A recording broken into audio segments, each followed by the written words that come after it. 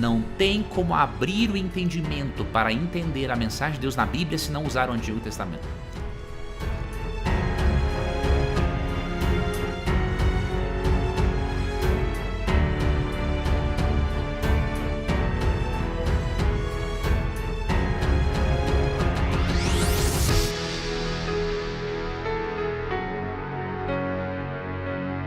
Como explico que o Antigo Testamento ainda vale, professor? Muito boa pergunta. Veja, na mente das pessoas, quando se fala em Antigo e Novo Testamento, as pessoas muitas vezes têm em mente os livros da Bíblia. E não é errado, né? Definir.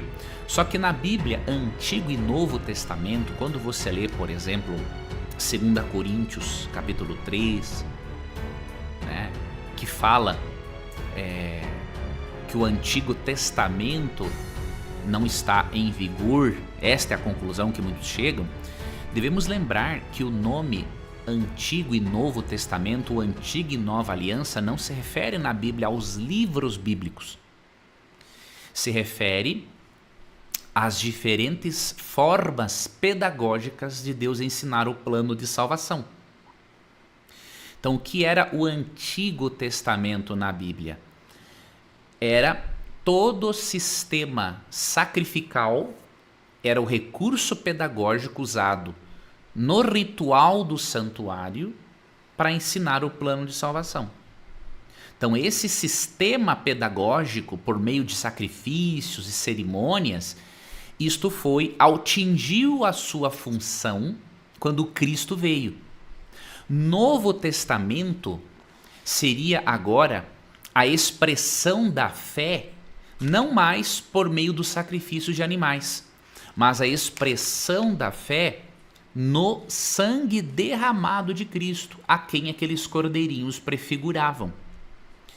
Em João 1,29, por exemplo, João Batista disse que Cristo é o Cordeiro de Deus que tira o pecado do mundo. Em 1 Coríntios capítulo 5, verso 7, Paulo chama Cristo de Cordeiro Pascal.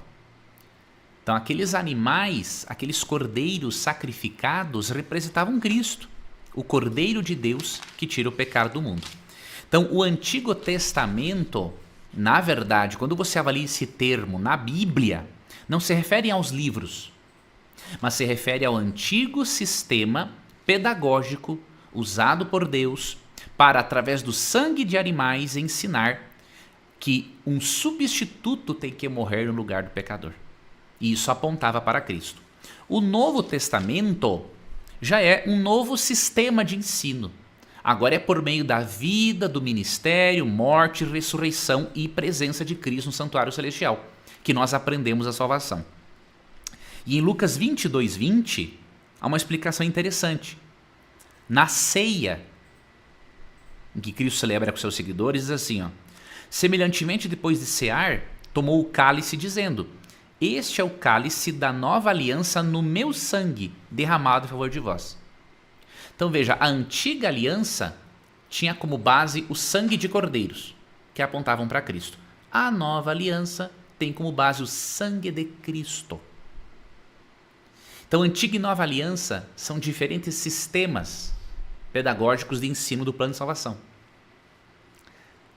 Então, dizer que os livros em 2 Coríntios 3, 14 ali foram abolidos é um absurdo, porque na mente do autor bíblico ele não tem isso em mente. Ele não tem em mente os livros. Ele tem em mente o antigo ritual do santuário que apontava para Cristo. Tá? Em relação aos livros, como que você prova que os livros do Antigo Testamento e o aspecto moral do Antigo Testamento continuam em vigor? Primeiro, qual era a base dos autores do Novo Testamento? Eles escreveram com base no quê? Olha que interessante. Quando Paulo disse em 2 Timóteo 3,16 que toda a escritura era inspirada por Deus e útil para o ensino, a Bíblia dele era o Antigo Testamento. Então, se a base bíblica, teológica, filosófica dos autores do Novo Testamento eram os 39 livros do Antigo Testamento, é óbvio que eles não foram abolidos. Como que eles iam escrever sobre Jesus e sobre a fé, não tendo como base a Bíblia deles? Lógico que até mesmo os evangelhos, você vê os evangelistas citando textos do Antigo Testamento. E aí você vai então para as cartas de Paulo e ele cita constantemente.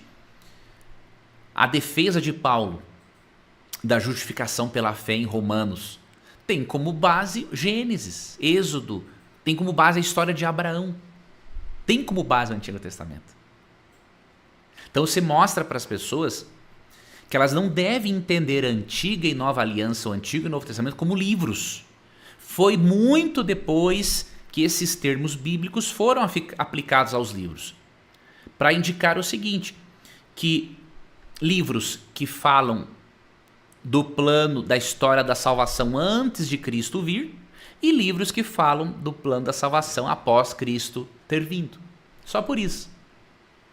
E aí você também tem que mostrar qual era a postura de Jesus para com o Antigo Testamento. Isso é muito importante. Quando você ver aí alguém falando o seguinte, nós temos que adotar a hermenêutica de Cristo, com a desculpa esfarrapada para deixar de lado o Antigo Testamento, saiba que ou é uma pessoa mal intencionada ou é um analfabeto funcional, que lê e não entende o que ele lê. Porque qual é a hermenêutica de Cristo? Cristo, na sua hermenêutica, na sua interpretação, ele usa o Antigo Testamento. Não tem como separar a hermenêutica de Cristo do Antigo Testamento, porque a base da hermenêutica de Cristo é o Antigo Testamento, ok? Então fica atento com isso, porque tem alguns aí que andam ensinando bobagem na internet, né?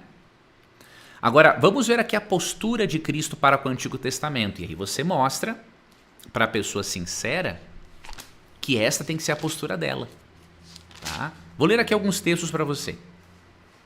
Primeiro, Lucas 24, 27. Como a Bíblia de Cristo era composta por quais livros? Isso aqui é importante. Lucas 24, 27 e o 44 também. E começando por Moisés, ou seja, Gênesis, Êxodo, Levíticos, Números, Deuteronômio, e começando por Moisés, discorrendo por todos os profetas, tanto menores quanto maiores, expunha-lhes o que a seu respeito constava em todas as Escrituras. E no verso 44 tem uma outra divisão, um pouquinho mais detalhes, uma divisão um pouquinho mais detalhada. A seguir, Jesus lhes disse: são estas as palavras que eu vos falei, estando ainda convosco. Importava se cumprisse tudo o que de mim está escrito na lei de Moisés, nos profetas e nos salmos. Então, a Bíblia de Jesus era composta de todo o Antigo Testamento, dos 39 livros.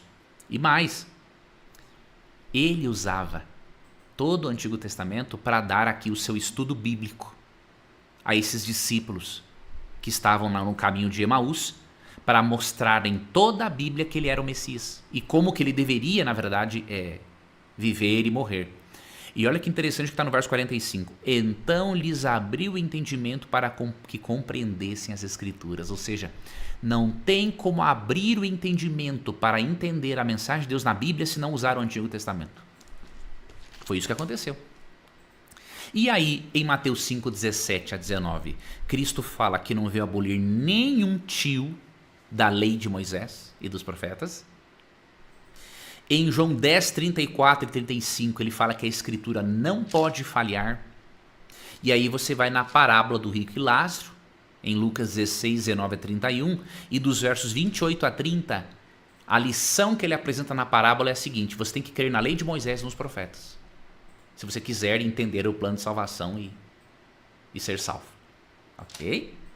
Então, mostra esses detalhes para as pessoas e aí elas vão perceber que essa ideia de abolição do Antigo Testamento como livros é uma coisa sem sentido, não tem lógica nenhuma.